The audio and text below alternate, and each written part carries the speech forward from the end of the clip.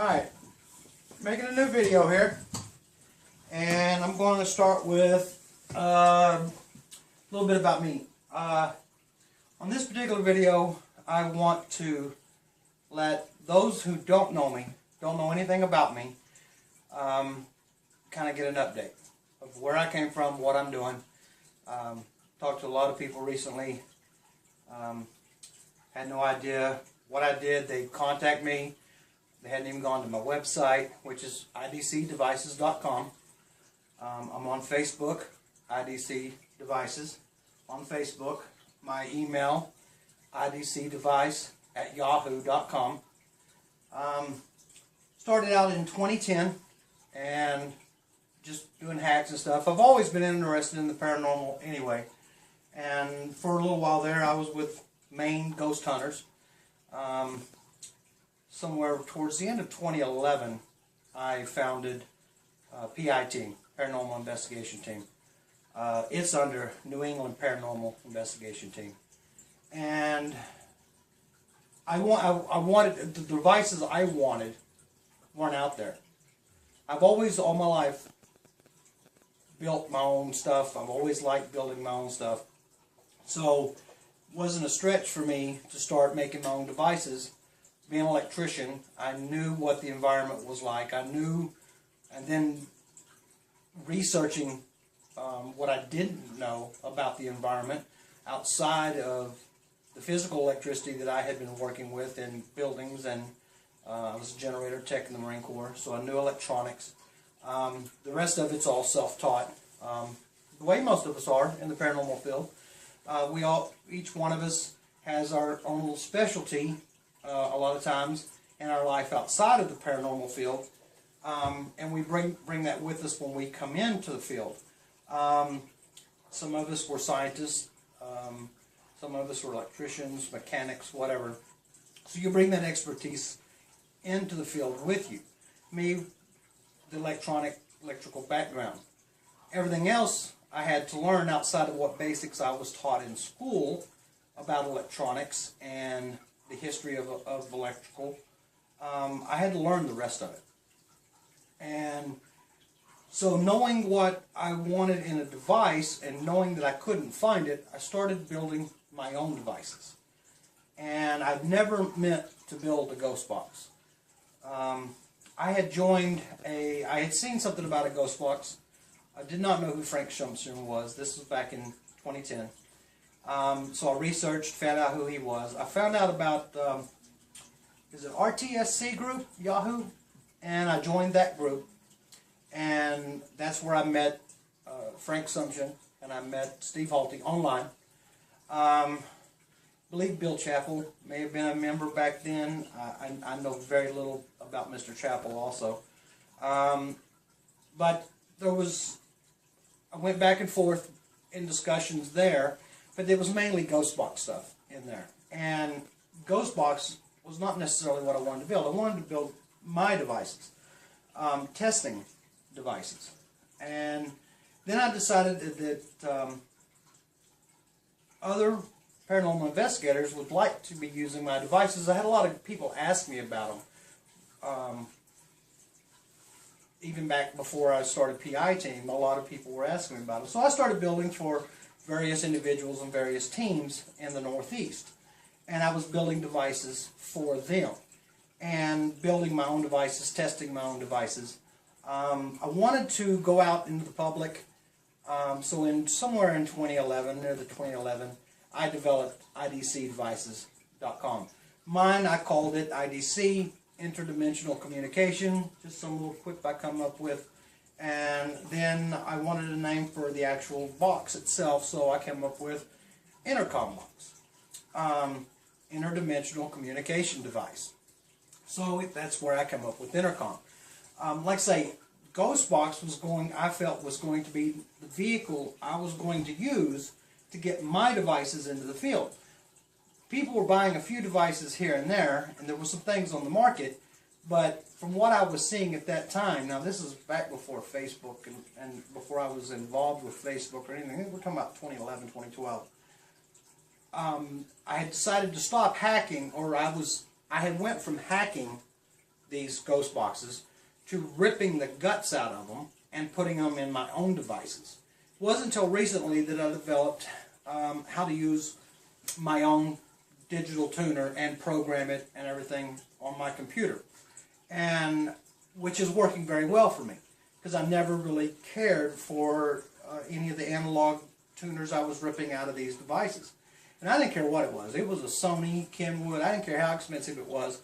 If I thought the tuner sounded good, I went in there, ripped it out, and tried to make it work in one of my devices.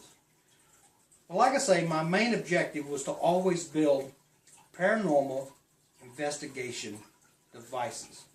Not necessarily for ITC, but for investigating on a whole, in any environment, whether it be in a house, in a field, whatever. So my thoughts were always behind make it portable, make it battery operated. If you can't make it battery operated, then come up with another way to suggest that we provide power to this piece of equipment if we decide to take it out into the field.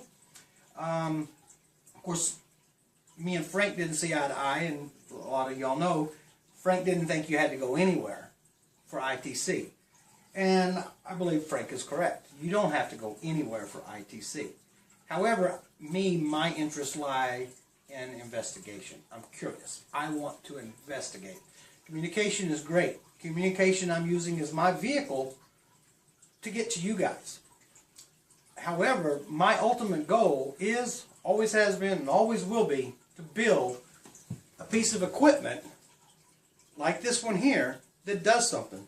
Laser grid, EMF detector, static detector. This one here's got the ion generator in it. It's got Bluetooth. It's got temperature. Now, I want to build these devices. I want to build them for other people. I want to build them for myself. The reason I want to build them for other people is I want to see what they get with them. To me, my biggest accomplishment is to see video evidence that someone has acquired using a device that I built. Now, my newest devices, of course, I've gone to a lot of digital. What I've gone to, as a lot of you know, is I've gone to Arduino. This is your basic board. This is a breakout module for this is the TEA 5767. I've also used the 4703s. I've also used the RDA 57, I think it's the 5703, I'm not sure. This particular one, very simple guts here. You plug this in.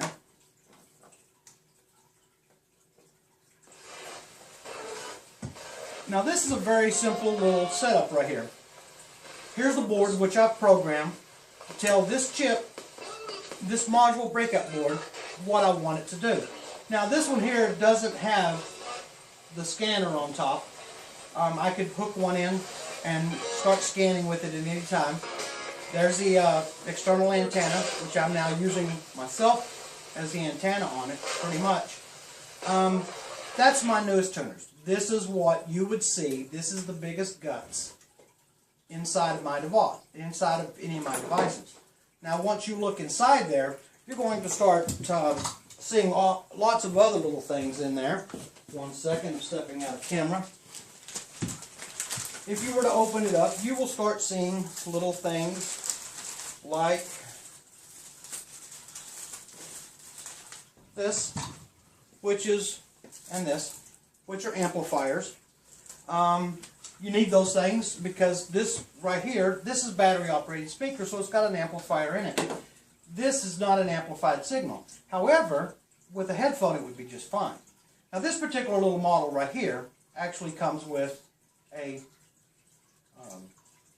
volume control on the side of it, whereas, stepping out of camera one more time here, and looking for something that was laying right here,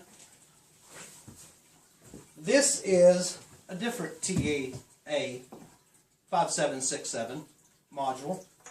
And then we've got, this is another breakout module. Now this one here actually comes with some, you probably can't see them. This one comes with some little set buttons. And part of the programming that you need to do is tell these buttons what to do. Didn't really care for this one. It was great for testing. This one did have lots of little extras on it that were pretty cool for testing, but turned out to not be what I like. This one is the main one that I go with in my devices. That's the Ghost Box. Okay? Nice and simple. What most of everyone that's watching this video is interested in when you look at my devices. Now then, what you don't know about me and what I build is the rest of it. And a lot of you don't care. Some of you may. That's an LCD monitor, a little LED, a little LCD screen like you would have in your cell phone, your little smartphone. This right here, unplug it. That one holds the SD card. This shield, this is called a shield, this shield allows me to record to an SD card. It's a data logger. This is just a bigger board than this one. This is a do, this one here is a no-no. Just a bigger board, more processing power. This one has a lot more processing power than that one.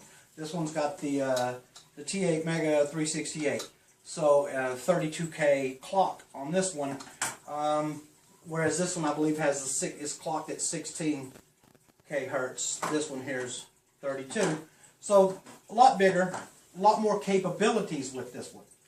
This one is the backbone for most everything else I do. That's Bluetooth. Most everything else that I do or want to do and have done for various people, a lot of these little modules that I have here are for different things. This one is a hall sensor.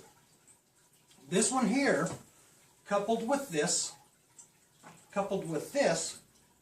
will not only I can make a gauze meter, gauze meter.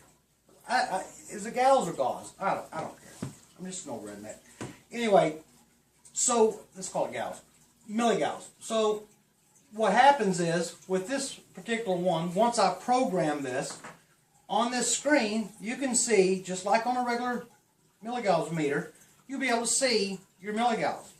Couple that with this, and you've got a data logger. You're now data logging the entire investigation.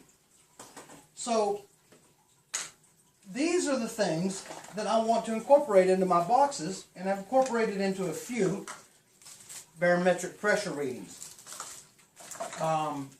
Also have thermometers, humidity, and all of it can be displayed on this screen. All of it can be data logged. And I'm also working into, and I say a lot, I know. I'm also working into being able to use satellites. Let's call this, actually inside of that is, I believe that's the humidity. Okay, so there's that. Now then what we end up doing is we put a transmitter on this. Let's pretend this is something cute and pretty, and we set this out. We set out 5 of them in the room. We transmit that information back to here with the receiver and a transmitter and receiver. We send that back. We catalog what these are, and we put that in our information in our computer, and we can map out an entire room, an entire house, an entire investigation area, and we can see what the temperature was in those spots, what the milligauss were in those spots. We can see what the barometric pressure was in those spots. And you map that out with your software, which I use a software, paranormal investigation software, which was by Kevin Timberlake, and he's not supporting it anymore. So anything I do with that, I've got to do it myself, and I've got to fix it myself. And I've incorporated some mapping and some other stuff. And I'm using that in conjunction with all of this, and I can map out an entire investigation and save it in a file in my computer, and at any time I can go back up, open that file, I can see a map of the house, I can see where my temperature readings were, what the temperature readings were, when those temperatures may have risen, may have fallen. All that information is there in that. Now then, you save that file. when you go and you do another investigation in the same house, and you do it again, and you save all that to that file, and then you do it again, and you do it again, and you do it again. And if you know anything about scientists, it's all about data. If you're going to prove anything, you've got to have data. You've got to keep acquiring that data. You've got to keep comparing that data. And when you finally come up with enough data and you've ruled out enough of everything else, what's left is what you've got. Everybody wants to go out with a night vision camera, take a picture of a ghost. That's fine. Go chase Casper. I don't care. You're still not going to convince anybody. If you get the very best picture of Casper, you're not going to convince everybody. Some people don't need convincing. Some of you don't care about convincing other people. Some people only want to convince either themselves, or they're already convinced and they just investigate for themselves. That's great. That's awesome. It's a pastime. For most of it, it's a hobby. However, if your interest is to provide evidence of anything, and say, let's take house A, you are bound and determined you're going to prove something is going on in house A. You can have some great video. You can have some great pictures. You're not going to convince the scientific community. You may not care about convincing the scientific community, but for those of you that may be, you're not going to do it with a picture. You're not going to do it with a video, especially in today's day and age. I can take this video right now, finish with it, and I can put a fly on my nose and send it out there and YouTube, and everybody's going to think there was a fly on my nose. It's easily digitally done. You've got to come up with data, lots of data, and we're talking about years and years of data. Unless you can get Casper to follow you around to the local conventions and go to the news agency with you, you're going to have data. And I'm not being facetious, I'm just being realistic. So those of you who want scientific communication is the vehicle that I've chosen to use to try to get to the paranormal field. If you're wanting scientific, any kind of scientific evidence, you've got to start with something, some kind of basic scientific equipment. Can I guarantee you that everything I've got is calibrated? No, I can't. I'm a one-man band here. I cannot guarantee you every piece that I have is calibrated. That kind of equipment does exist. Most of us who do this as a hobby cannot afford that equipment that is calibrated, is constantly calibrated, and would actually stand up in a court of science. Most of us can't afford that equipment. I'm trying to do the best I can to get close to what that equipment is.